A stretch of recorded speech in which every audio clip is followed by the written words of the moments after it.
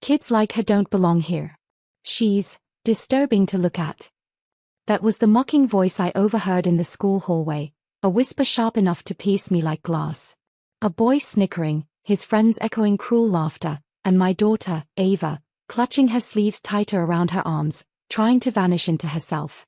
Hi everyone, my name is Clara Hayes, and I am the mother of a 12-year-old girl who once believed scars made her less than human.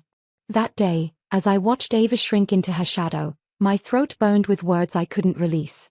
I wanted to grab those boys and scream. Instead, I caught my daughter's eyes, wide, trembling, the color of storm clouds before rain. The scars on her arms weren't just marks. They were memories of fire, of sirens, of nights spent in sterile hospital rooms where machines hummed louder than my prayers. Every inch of those burns carried the weight of survival. She wasn't broken, she was brave. But children at her new school didn't see bravery. They saw difference. They saw weakness. And weakness, in their world, was a target. When Ava finally broke down that evening, sobbing into my chest, her voice cracked with something no child should ever feel, shame. "Mom," she whispered, "why do they hate me for something I didn't choose?" My hands shook as I stroked her hair. Rage and sorrow fused inside me like molten steel. No child, not mine, not anyone's, should be punished for surviving. The next morning, I asked the teacher for names. One name stood out. Ethan Price. The leader. The one who had laughed the loudest. I told myself I'd speak to his parents calmly. Rationally. Adults solve things with words, don't they? But as I stood on the front porch of their grand house, my fists clenched tighter than I expected. The door opened. A man stood before me, tall, confident, with the same smirk etched into his son's face. "I'm here about your son," I said, my voice calm but laced with steel. He started to brush me off, but then Ava stepped forward, sleeves sliding back, revealing the raw map of scars across her arms. The man's face drained of all color. His lips parted. "I know those scars," he whispered. And in that moment, my stomach dropped. Something wasn't right. His words struck me like thunder. "I know those scars." For a moment, silence hung between us. Even the air seemed to freeze.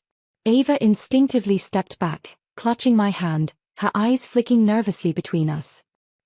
What do you mean by that?" I demanded, my voice lower now, edged with suspicion. The man's eyes didn't leave Ava's arms.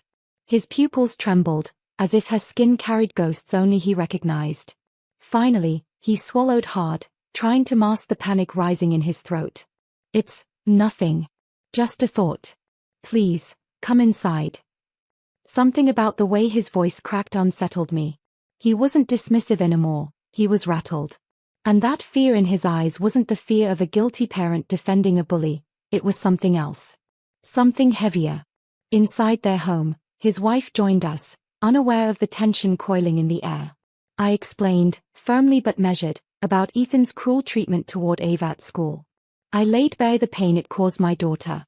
His wife's face flushed red with anger, not at me, but at him. "Again," she snapped, glaring at her husband. "How many times are we going to go through this?" "Again." The word cut through me. The man quickly silenced her with a look, then turned to me. "I'll handle Ethan. You won't have any more problems." His words were quick, almost desperate, like a man covering tracks, not solving problems. I should have felt relief. But I didn't. Because when he spoke, his eyes flicked back to Ava's arms, lingering there as though he were staring at a memory etched into her skin. On the drive home, Ava leaned against me in the car, whispering, "Mom, why did he look so scared? Did I do something wrong?" I forced a smile, hiding the unease gnawing at me. "No, sweetheart. You've done nothing wrong. Not ever." But my mind wouldn't rest. Why did he know those scars? And why did his wife act as if this wasn't the first time? That night, as Ava slept, I replayed his expression in my mind. Pale, trembling, haunted. And then a terrifying thought began to form, one I couldn't shake. What if Ethan wasn't the first child in that house to leave scars behind? Sleep evaded me that night. Every time I closed my eyes, I saw his face, pale, rigid, caught between fear and recognition. "I know those scars." The words echoed like a curse. By morning, my unease had hardened into determination. I wasn't going to let Ava walk into that school again without knowing what truth hid behind that man's reaction. When I dropped her off, I lingered in the parking lot. Through the windows, I could see Ethan laughing with his friends. Carefree. Loud. The kind of boy who thought the world was his. But something about him felt rehearsed. Like his laughter was armor. I drove back toward their neighborhood, my hands tight on the wheel. I wasn't sure what I was looking for, maybe a slip, maybe a crack in their perfect facade. But what I found was worse.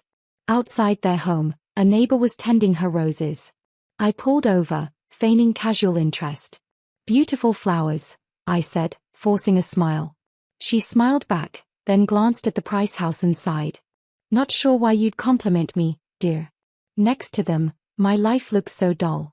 Everyone thinks they're the perfect family. Perfect. I tested the word. Well, on the outside, she murmured, lowering her voice. But you didn't hear it from me, there was another boy. Before Ethan.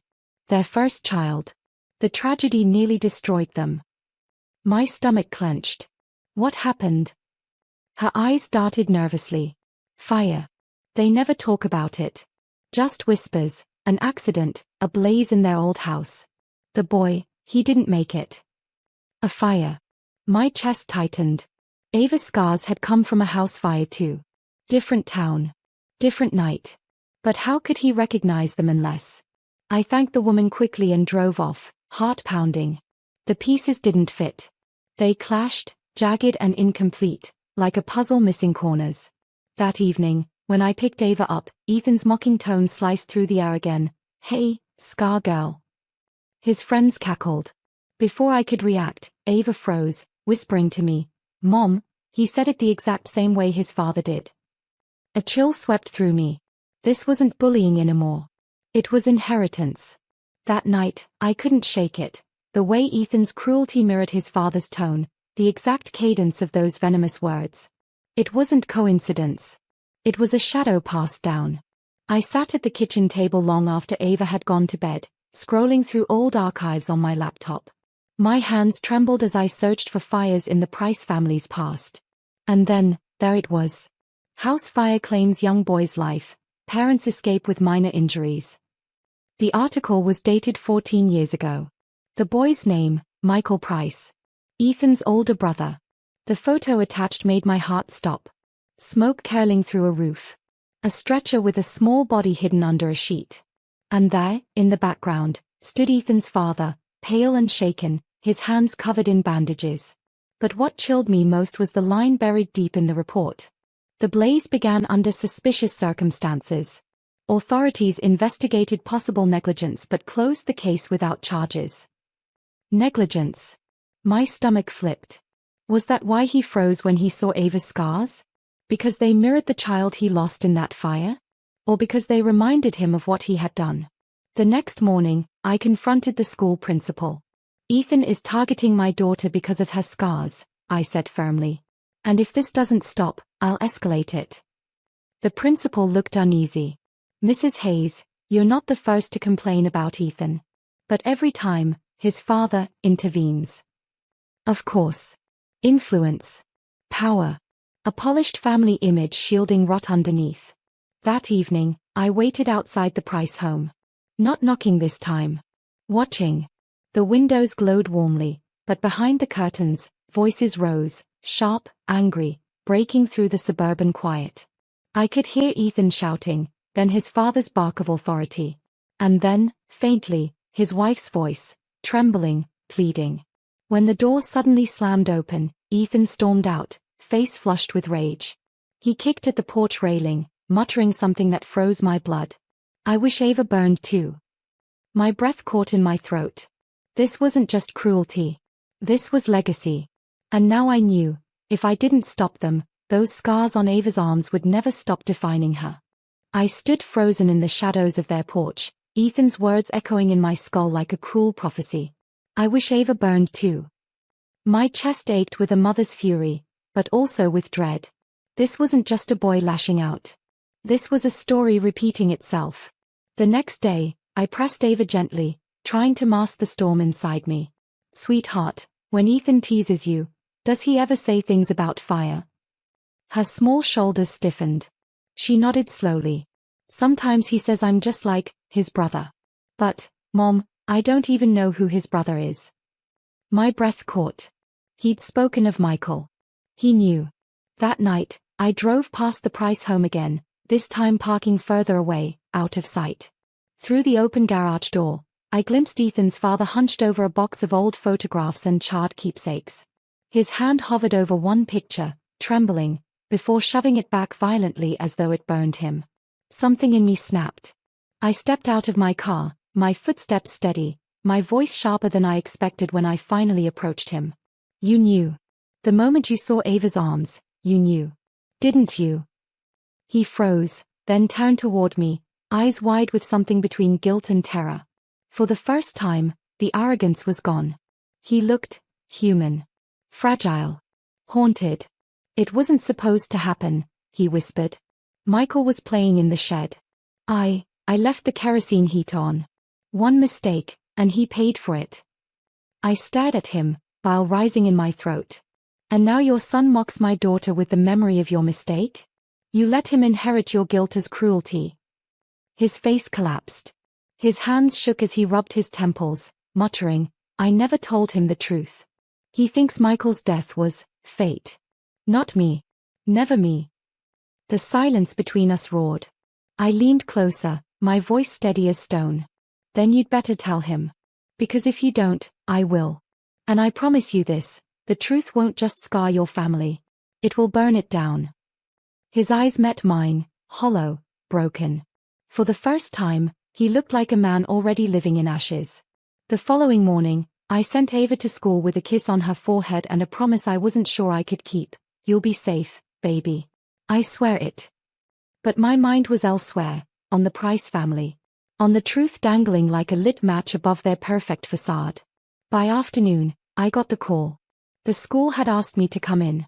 When I arrived, Ava sat quietly in the nurse's office, her eyes red, her sleeves tucked down again. And beside her, Ethan. His lip was split, his eyes wet with rage. The principal looked torn. There was an altercation. Ethan taunted Ava. She finally snapped and shoved him. He hit the lockers. I turned to my daughter, her tiny fists clenched. My heart broke at the sight. She whispered, Mom, he said my scars look just like Michael's. How does he know that name? The room tilted. He did know. Somehow, pieces of the truth had slipped through. I demanded Ethan's parents be called in. Minutes later, they arrived. His mother rushed to him, frantic, while his father stood rigid, his gaze never leaving me. The air thickened with unspoken truths. Enough, I said firmly. This ends now. Your son is using your buried secret to torture my daughter. Either you tell him the truth about Michael, or I will. Ethan's mother froze, her hand over her mouth. Her eyes darted to her husband, betrayal flashing in them. You told me he'd never know, she whispered. You said the fire was an accident. The boy's face twisted. What fire? What are you hiding from me? The silence was suffocating. Ethan's father's jaw tightened, veins bulging in his temple. For a moment, I thought he might lie again. But then he cracked, voice breaking under the weight. Michael didn't die because of fate, Ethan. He died because of me. The room went silent. Ethan stumbled back, horror flashing across his face. His mother gasped, tears spilling.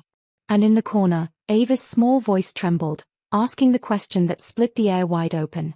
So all this time, my scars weren't the ugliest thing in this room. The confession hung in the air like smoke no one dared breathe. Ethan stared at his father, his face pale, his fists clenched. You killed him. His voice cracked, jagged with disbelief. All this time you let me think Michael was just gone? You let me hate her, he jabbed a finger toward Ava, when it was you all along. His mother broke into sobs, years of lies collapsing into salt water. She whispered over and over, how could you? How could you let us live like this? The man I once thought unshakable now looked small, swallowed by guilt. He tried to reach for Ethan, but the boy recoiled, disgust twisting his young features. The same cruelty that once spat at Ava was gone, replaced by something raw, betrayal. Ava stood silently, her hands trembling, but her eyes were steady. For the first time, she wasn't shrinking. She wasn't hiding. She looked at Ethan and said softly, "Scars don't make you weak. Secrets do." The words pierced deeper than any wound. The principal sat in stunned silence, unsure if this was a mediation or a reckoning.